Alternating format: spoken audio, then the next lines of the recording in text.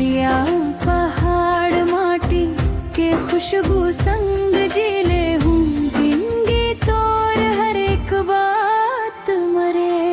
ये जहुरिया ले जाते मोला साथ मरे, तोर बिना सुना लागे दिन रात मरे।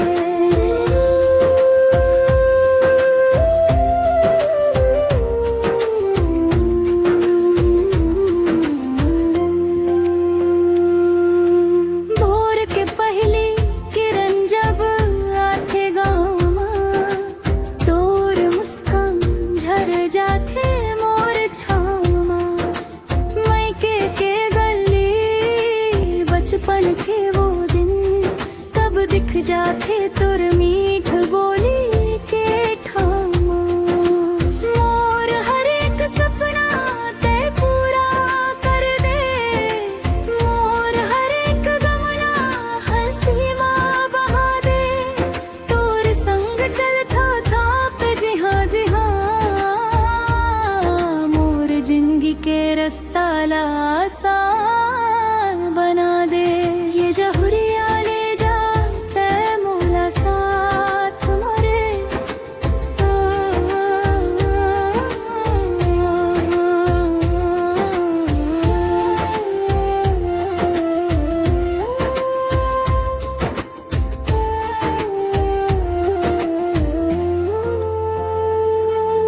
मोर आँखी में बसे है तोर माया के रंग, जैसे फुलवारी में महके है बसंत।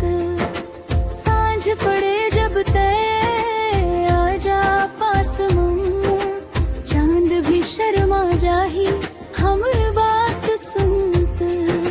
हाथ में हाथ धरे चलब हम दूर तलक, सपना सजाबो हम नदिया के पुल तलक। तोर नाम लिख दी मोर सांस सांस माँ, अब कुछो नहीं चाही बस तोर संग तलक। ये जहुरिया ले जाते मोला साथ मरे।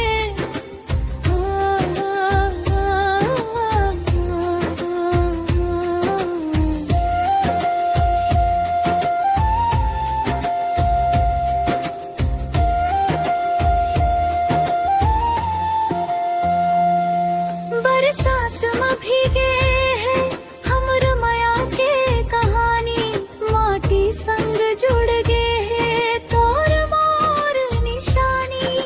सुख दुख आवे जाही जिंदगी के मोर माँ, तर रही बेसंग एही मोर जुबानी। कभी हंसी कभी आँखी माँ पानी, सब सहले वो हम कर ले वो कुर्बानी। तोर भरोसा है मोर सबसे बड़े धन, तह मोर रानी तह मोर कहानी। ये जहुरिया ले जाते मोला साथ मरे, तोर बिना सुन लागे दिन रात वे। सगरी दुनिया चाहे कुछ भी कही दे, तोर माया खातिर मैं सब सह ले हूँ।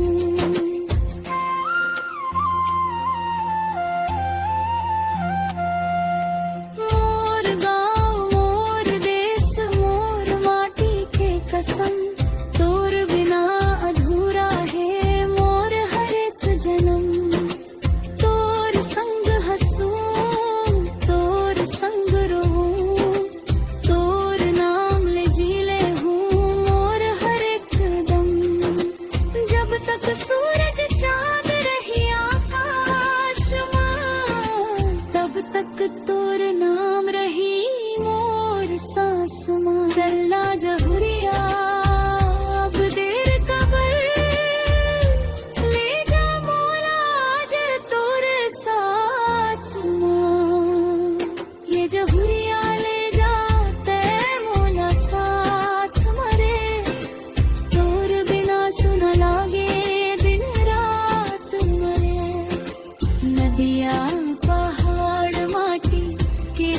वो संग जी ले